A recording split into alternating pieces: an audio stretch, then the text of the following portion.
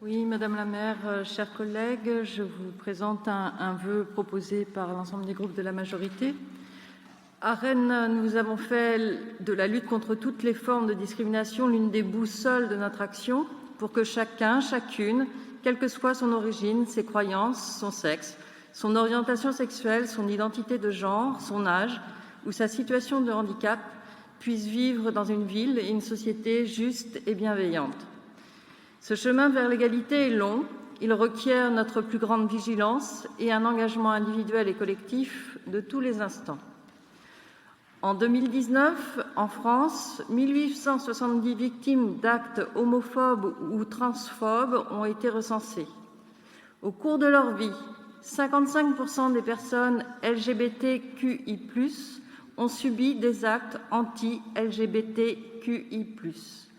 Une étude publiée le 17 mai dernier par Santé publique France à l'occasion de la Journée mondiale contre l'homophobie, la transphobie et la biphobie en dresse un constat sans appel. Ces discriminations et violences ont de nombreuses conséquences en termes de troubles psychologiques et identitaires, de consommation de substances psychoactives, de dégradation de la santé sexuelle, de difficultés de dialogue avec les professionnels de santé et de renoncement aux soins. On dénombre 2 fois plus d'épisodes dépressifs caractérisés et 3 fois plus de tentatives de suicide chez les lesbiennes, les gays et les personnes bisexuelles que chez les personnes hétérosexuelles. Cette situation est alarmante, tout particulièrement chez les jeunes. En effet, le suicide est la première cause de mortalité des 15-25 ans victimes d'homophobie. Ils sont ainsi 7 à 13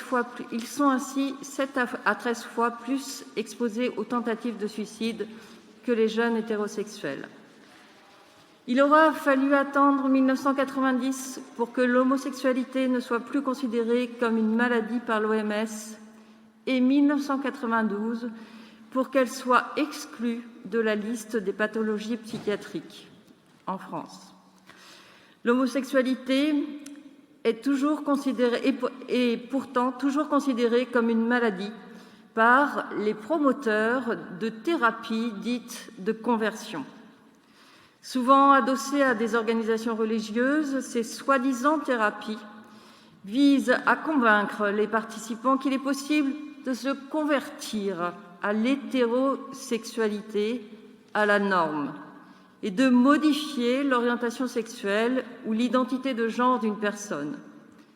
Électrochocs, injection d'hormones, séances d'exorcisme, recours au mariage forcé sont des pratiques terribles qui se produisent généralement à l'abri des regards, dans des cercles religieux fermés, dans des cabinets médicaux, chez des charlatans ou dans le cercle familial.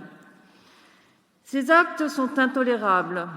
L'homosexualité, la bisexualité et la transidentité ne sont pas des troubles mentaux qui demanderaient à être corrigés. Il n'y a rien à guérir. Les thérapies dites de conversion menacent l'intégrité physique et mentale de celles et ceux qui les subissent. Elles s'assimilent à une forme de torture. Aujourd'hui, nous ne disposons d'aucun chiffre annuel sur ces pratiques, car cette infraction n'existe pas dans le code pénal. Les victimes sont dès lors obligées de trouver une infraction qui s'approche le plus possible des thérapies, pseudothérapies qu'elles ont subies. Le drame des thérapies dites de conversion doit nous réunir autour des principes de liberté, d'égalité et de fraternité qui fondent notre pacte républicain. Ces pratiques constituent une atteinte à la sécurité et à l'intégrité de celles et ceux qui en sont victimes.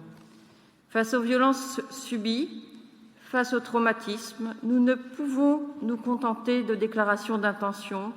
Nous avons le devoir d'agir. Notre pays doit défendre les droits des personnes LGBTQI+, mais aussi les protéger contre ces pseudothérapies par une interdiction pure et simple. Une proposition de loi a été déposée visant à créer une infraction spécifique pour prohiber ces pratiques et prévoyant des facteurs aggravants pour prendre en compte la situation des mineurs particulièrement exposés à ces pseudothérapies imposées par leur entourage. Nous appelons l'Assemblée nationale à placer ce problème au cœur de ses préoccupations et priorités, en votant cette proposition de loi et en assurant son respect par tous les moyens nécessaires.